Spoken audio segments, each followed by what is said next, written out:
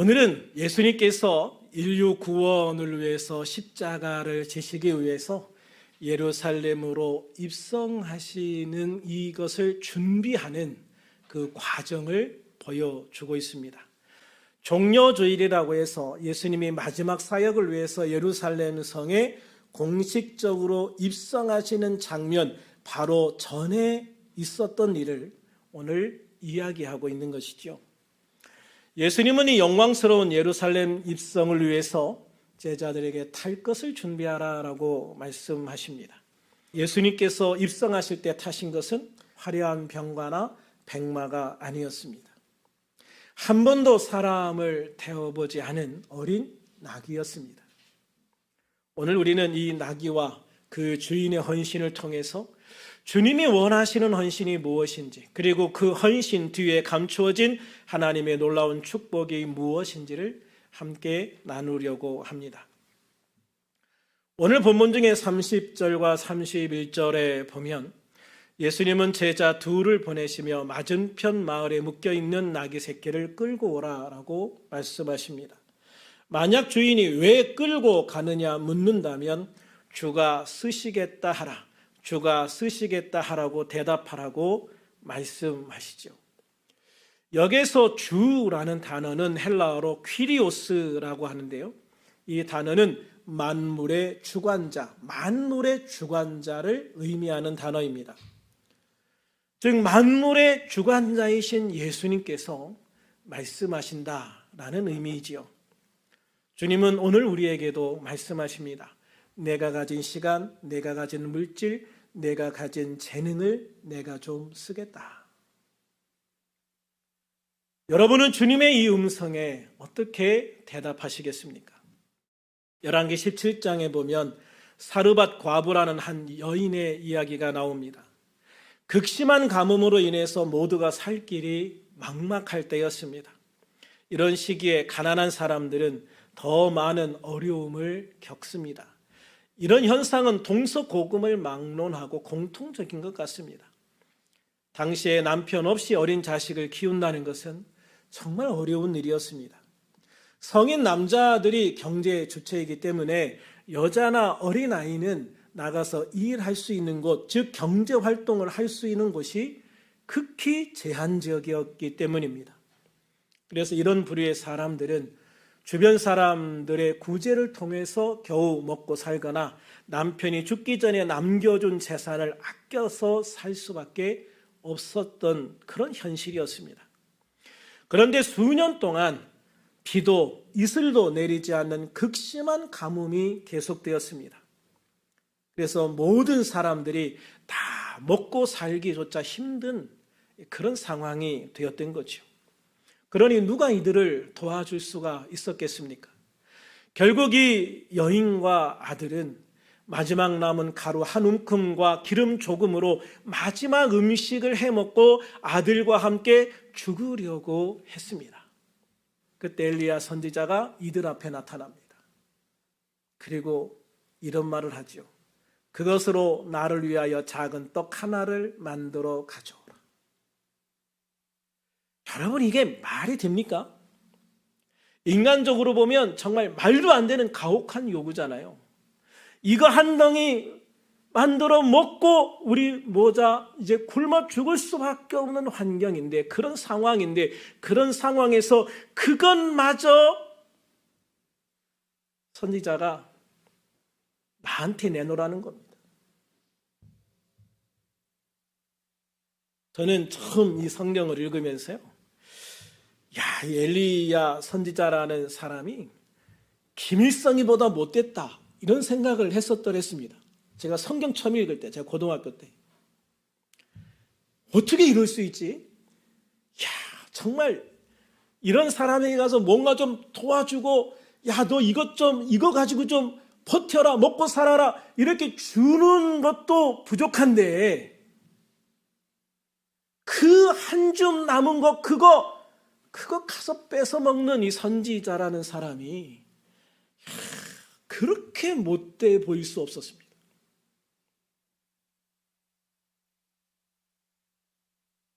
하지만 그녀는요, 이 말씀에 순종합니다. 이 말도 안 되는 상황에서 순종합니다. 굶주리는 아들을 보면서 그 아들의 입에 들어가야 될 이 마지막 빵 한 조각을 선지자에게 먼저 드리는 것입니다. 그런데요, 그녀가 순종했을 때 놀라운 일이 일어나잖아요. 가뭄이 다하기까지 그 통에 가루와 병의 기름이 끊어지지 않는, 없어지지 않는 놀라운 기적을 맛보고 누리게 되어집니다. 그로 인해서 이 가뭄이 있는 동안에 그 어느 가정보다 배불리 먹을 수 있는 그런 은혜를, 그런 축복을 누리게 되어지는 것이죠. 그렇습니다, 여러분.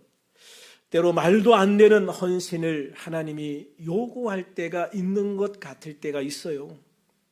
그렇지만 여러분, 기억하시기 바랍니다. 헌신은 나의 것을 빼앗기는 것이 아니라 주님의 기적 속에 나의 것을 심는 행위인 것입니다. 할렐루야. 헌신은 나의 것을 하나님께 빼앗기는 것이 아니라 주님의 기적 속에 나의 것을 심는 행위인 것입니다. 오늘 본문의 나귀 주인도 이런 헌신을 보여줍니다. 본문 33절부터 35절을 같이 한번 읽어볼까요? 시작. 나귀 새끼를 풀 때에 그 임자들이 이르되 어찌하여 나귀 새끼를 푸느냐? 대답하되 주께서 쓰시겠다 하고 그것을 예수께로 끌고 와서 자기들의 겉옷을 나귀 새끼 위에 걸쳐놓고 예수를 태우니. 어느 날 나귀 주인은 황당한 일을 보게 됩니다. 자기의 나귀를 어떤 남자들이 오더니 말도 없이 끌고 가려고 하는 겁니다. 그래서 나귀 주인은 자기 나귀를 말도 없이 끌고 가려는 그 사람들을 제재하고 말합니다. 그거 내 거요. 그거 내 거를 왜 끌고 가려는 거요? 그때 나귀 새끼를 끌고 가려고 하는 남자들이 이렇게 말합니다. 주님께서 쓰시겠다고 합니다. 주님께서 쓰시겠다고 합니다. 어떻게 보면 이 주인에게 있어서 이게 도대체 무슨 말이야? 나에게 와서 돈을 줄 테니 이 나귀를 좀 팔라는 것도 아니고 와서 정중하게 먼저 와서 이 나귀를 내가 좀 쓰게 하루만 빌려주시오 요청한 것도 아니고 그냥 막무가내로 끌고 가면서 주께서 쓰시겠답니다. 주께서 쓰시겠답니다. 여러분은 그런 상황에 어떻게 하시겠습니까? 그냥 가져가세요. 그렇게 이야기하시겠습니까? 그런데 이 주인은 진짜 그렇게 합니다. 나귀 주인은 제자들이 주가 쓰시겠다라는 말을 했을 때 그들이 말하는 주님이 바로 요즘 그 주변을 떠들썩하게 만든 그 예수님이라는 것을 알았을 겁니다. 눈치를 챘을 거예요. 그가 예수님이 누구라고 들었는지 또 예수님을 어떤 존재로 알고 있는지 믿는지 안 믿는지는 알 수 없습니다. 그렇지만 그는 예수님이 이 나귀를 좀 쓰시겠다는 그 말 한마디에 나귀를 끌고 가도록 기꺼이 허락했다는 사실이지요. 어찌 보면 자신의 재산 목록에서 가장 큰 재산일 수밖에 없는 이 나귀를 예수님을 위해서 내어드린 것입니다. 이것이 진정한 헌신이다라는 것이죠. 나중에 형편이 좋아지면요, 나중에 좀 문제가 해결되면은요, 나중에 좀 돈이 좀 많아지면은요, 그때 뭔가 하겠습니다. 그때는 더 큰 걸 바라지 절대 헌신할 수가 없습니다. 여러분, 우리나라에서 가끔 뭐 어떤 모금 행사 할 때 있죠. 그때 여러분 어떤 사람들이 주로 모금 행사에 동참한다고 합니까? 부자들이요? 돈 많은 사람들이요? 아니요. 오히려 그와 똑같은 일을 겪어본 어려운 사람들, 없는 사람들이, 그런 사람들이 없는 것 가운데 내놓는 거예요. 거의 대부분의 사람들, 모금액의 거의 90%는 그런 사람들이 내놓는 돈이에요. 돈이 많아서 기부한다고요? 돈이 많아서 내놓는다고요? 아니에요, 여러분. 여러분, 그 연예인 중에 션 같은 사람들 정말 어마어마한 금액을 기부를 하지 않아요. 그가 돈이 많아서 기부를 합니까? 아니에요. 자기 이름으로 된 집 한 채도 없어요. 뭐 전세인가 월세인가 그래요. 그런데요, 그럼에도 불구하고 자신이 그 일의 가치를 느끼기 때문에, 그 일이 가치 있다고 느끼기 때문에 자기가 벌어들이는 수익의 거의 대부분을 그렇게 기부할 수 있는 겁니다. 정말 지금 형편이 좋지 않아요. 정말 어려운 일이 있어요. 그런데 오히려 지금 내가 그러할 때 헌신하면은요, 그때 길이 열리기 시작하고 그때 방법이 생기기 시작해요. 하나님 앞에 헌신했을 때, 하나님 앞에 희생했을 때, 하나님 앞에 드렸을 때 주님께서 그걸 받으시고 그걸 통해서 길을 여시고 방법을 만드신다는 거예요. 여러분, 이거를 기억하셔야 합니다. 그러므로 지금 주님이 필요로 하실 때 주님 앞에 무언가를 내어드리는 것, 그것이 축복의 비결인 것을 믿으시기를 바랍니다. 그날 예수님의 제자들에게 이끌려갔던 나귀는 만왕의 왕이신 예수님을 등에 태우는 전무후무한 영광을 얻었습니다. 주님의 헌신을 통해 비록 동물이지만 나귀는 메시아이신 예수님을 등에 태우고 예루살렘 성에 들어가는 놀라운 영광을 누렸던 것이죠. 그렇다면 그 나귀를 주님께 드렸던 주님은 어땠을까요? 비록 이름도 성도 아무것도 우리는 몰라요. 성경에 아무것도 기록이 되어 있지 않아요. 그가 나중에 예수님을 믿었는지 어땠는지 그런 아무것도 기록되어 있지 않아요. 그런데 제가 이 성경을 읽으면서 그런 마음이 들었어요. 우리는 모르지만 주님은 그를 아셨다.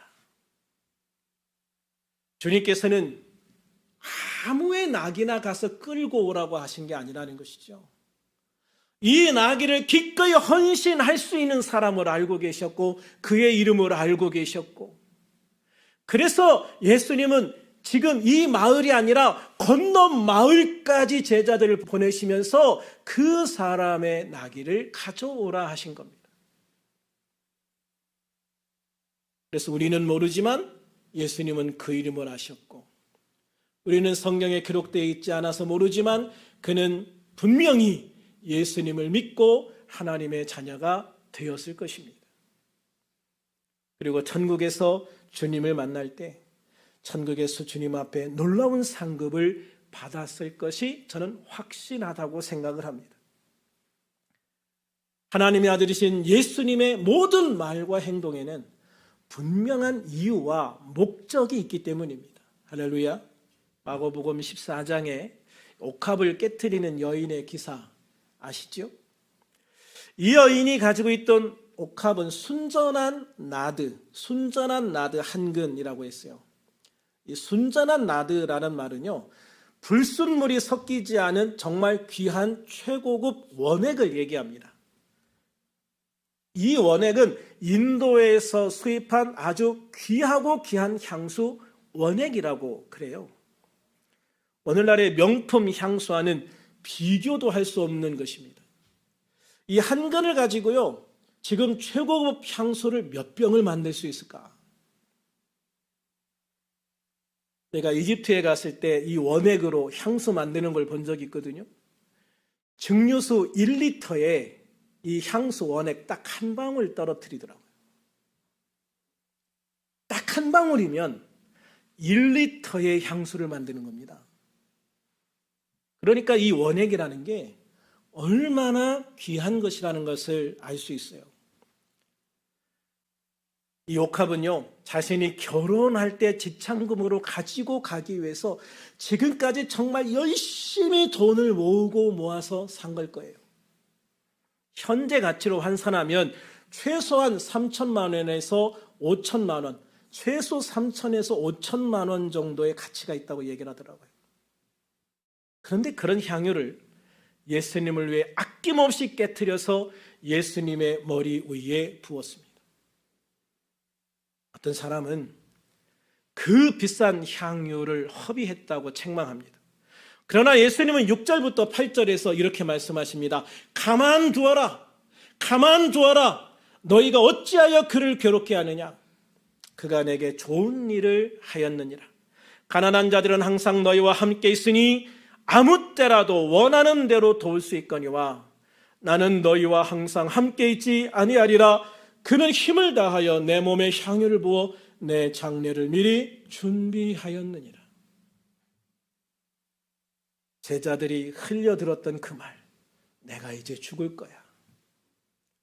그런데 이 여인은 예수님의 그 말을 가슴에 새기고 이제 다가올 예수님의 죽음을 위해서 자신의 전부와 같은 이 옥합을 깨트려서 예수님의 머리에 부었다는 것입니다.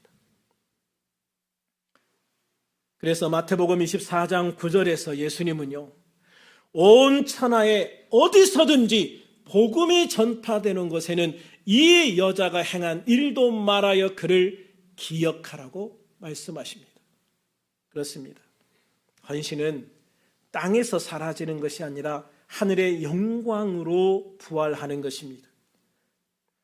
저는 사기꾼들이라는 프로그램을 좋아합니다. 여기 사기꾼에서 사자가 역사 사자거든요. 그래서 이 사기꾼이라는 것은 역사를 이야기하는 사람들이라는 의미예요. 이 프로그램에서 이 김지훈 박사의 그 이야기 중에 19세기 후반 뉴욕을 배경으로 펼쳐진 올드머니, 그 전통 부자 가문인 아스토 가문과 뉴머니, 신흥 부자 가문인 벤더빌드 가문 사이의 치열한 자존심 대결, 즉 쩐의 전쟁에 대해서 이야기를 한 적이 있거든요. 참 흥미로운 내용이었습니다. 저는 그 결론에서 정말 큰 감동과 도전을 받기도 했습니다. 이 강연 마지막 부분에서 김지현 박사는 당시 뉴욕을 뒤흔들었던 이 가문들이 오늘날 우리에게 어떤 의미로 남았는지를 깊이 있게 짚어줘요. 당시 뉴욕을 쥐락펴락했던 전통 부자 가문이었던 아스토 가문과 신흥 부자 가문이었던 벤더빌드 가문은요, 현재 대중들에게는 거의 잊혀진 생소한 이름들이에요. 여러분들은 아셨습니까? 들어서 아셨습니까? 아스토 가문 어떤 가문입니까? 벤더빌드 가문 어떤 가문입니까? 모르시죠? 저도 몰랐어요. 그들의 화려했던 저택은 이미 다 사라져버렸습니다. 그리고 그 자리에는 자라나 유니클로 같은 대중 상업 브랜드 건물들이 들어서 있다고 합니다. 이들은 막대한 에너지를 누가 더 화려한가, 누가 진정한 사교계의 주인인가를 증명하기 위해서 서로 다투고 돈을 썼어요. 그게 그들이 자신들의 돈을 쓰는 목적이고 이유였어요. 그렇기 때문에 그 가문의 영광은 부의 대물림과 함께 서서히 몰락해 가버리고 맙니다. 지금은 그들의 흔적도 남아있지 않습니다. 그러나 비슷한 시기에 거부였던 카네기와 록펠러의 이름은 오늘날에도 전 세계인이 다 알고 있죠. 그 이유는 단순히 돈이 많아서가 아닙니다. 그들은 자신이 쌓은 부를 사회로 환원해서 세상을 바꾸려는 시도를 끊임없이 했기 때문입니다.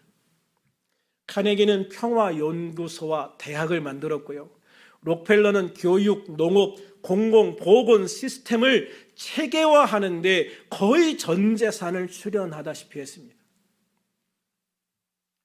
김지훈 박사는 이런 결과를 통해서 진정한 쩐의 전쟁 승자는 더 많은 돈을 화려하게 쓴 부자가 아니라 그 돈을 누구에게 더 도움이 될까를 고민하며 세상을 더 나은 방향으로 움직이려고 노력했던 사람들이다라는 것을 알게 된다라고 이야기를 합니다. 그리고 아스토와 벤더빌드 가문이 자존심 싸움 대신 사회적 가치에 집중했다면 역사는 그들을 더 위대하게 기억했을지도 모르겠다는 말을 마지막으로 이 강연을 마칩니다. 많은 것들을 생각해 보게 하는 방송이었습니다. 여러분들은 어떤 생각이 듭니까? 어떤 인생이 가치 있는 인생인가? 영국의 유명한 작가가 교회에 갔을 때의 일입니다. 그는 평소 검소하기로 유명했습니다. 그는 되게 부자임에도 불구하고 되게 검소하게 사는 아주 유명한 작가였습니다. 그날따라 그는 유독 낡고 떨어진 구두를 신고 헌금함 앞에 섰습니다. 옆에 있던 지인이 그 모습을 비웃으면서 이렇게 말합니다. 그렇게 돈이 많으면서 왜 그렇게 낡은 구두를 신고 오냐? 창피하지도 않냐? 이 작가는 웃으면서 이렇게 대답했다고 합니다. 하나님은 내 구두의 겉모습을 보시는 게 아니라 이 구두를 신고 예배당까지 달려온 내 발걸음과 중심을 보십니다. 내가 새 구두를 살 돈을 아껴서 더 어려운 이웃을 위해서 한 푼이라도 더 헌금을 한다면 하나님이 더 기뻐하시지 않겠습니까? 세계적인 거부였던 록펠러는요, 어린 시절에 정말 가난했습니다. 그의 어머니는 그에게 늘 3가지 신앙 유산을 강조했는데 그 중 하나가 온전한 11조였습니다. 록펠러는 첫 직장에서 받은 아주 적은 월급에서부터요, 정확하게 10%를 떼어서 하나님 앞에 드렸어요. 훗날 그가 엄청난 부자가 되어서 매달 수백만 달러의 11조를 내게 되었을 때 한 기자가 이렇게 물어봅니다. 그 많은 돈을 아깝지 않게 드릴 수 있는 비결이 무엇입니까? 록펠러는 대답합니다. 나는 1.5달러를 벌 때부터 11조를 드리는 훈련을 했습니다. 작은 것에 정성을 다하지 못했다면 지금의 이 큰 예물도 드릴 수 없었을 겁니다. 사랑하는 성도 여러분, 이제 다음 주일은 종료주일이고요. 그 다음 월요일부터는 고난주간이 시작됩니다. 주님은 우리를 위해서 생명을 내어주셨습니다. 나귀의 주인이 나귀를 주님께 드린 것과는 비교할 수도 없는 엄청난 헌신을 우리에게 주신 것이죠. 나귀의 주인은 자신의 재산을 주님께 내어드렸다면 예수님은 당신의 생명을 우리를 위해서 주신 겁니다. 그렇게 모든 것을 우리를 위해서 주신 주님은 오늘 우리들에게 말씀하십니다. 내가 너의 삶을 좀 쓰겠다. 내 마음의 방을 내가 좀 쓰겠다. 나귀의 주인처럼, 사르밧 과부처럼, 옷값을 깨트린 여인처럼 나의 소중한 것을 기꺼이 주님께 내어 드릴 수 있는 그런 우리들이 될 수 있기를 소망합니다. 그때 비로소 우리는 십자가의 고난을 넘어 부활의 찬란한 영광에 동참하게 되어질 것입니다. 주님이 쓰시는 인생보다 더 복된 인생은 없기 때문입니다. 주님께 귀하게 헌신하는 우리들이 되어서 또 주님께 귀하게 헌신하는 우리 가정이 되어서 주님의 영광을 위하여 쓰임받고 축복받고 승리의 영광을 주님 앞에 드릴 수 있는 하나님의 백성, 하나님의 자녀들이 다 되어줄 수 있기를 우리 주님의 이름으로 축원합니다. 축원합니다. 시간 우리 함께 동성으로 한번 결단하며 기도하기를 원합니다.